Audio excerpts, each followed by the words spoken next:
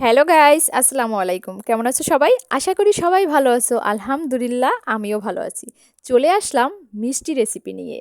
খাঁটি গরুর দুধ দিয়ে কিভাবে নরম তুলতুলে মিষ্টি বানানো যায়, আজকে সেটাই শেয়ার করব। তো এখানে আমি দুধ দিয়ে দিলাম 2 লিটার। তো এখন ভালো করে জাল করে নিব। বলক চলে আসছে। এখন পরিমাণ মতো ভিনেগার নিছি। অনেকে লেবুর রস দিয়েও করে, যেটা ভালো লাগে তোমরা করতে পারো। আমি এখানে ভিনেগার দিছি। ভিনেগার দিয়ে ছানা কেটে নেব। এবার ছানাটা তৈরি হয়ে গেছে, এটা ছেঁকে নিব।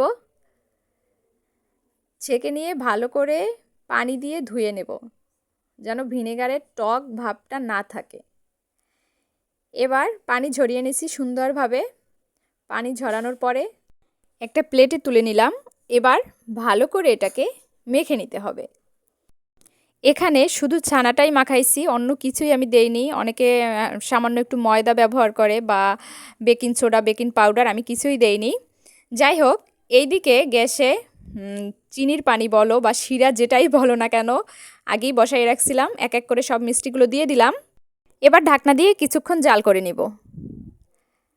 দেখো মিষ্টিগুলো কত কত ফুইলে গেছে, কত সুন্দর দেখাচ্ছে। আরও কিছুক্ষণ জাল করে নিব। তো আমার মিষ্টিগুলো প্রায় হয়ে গেছে।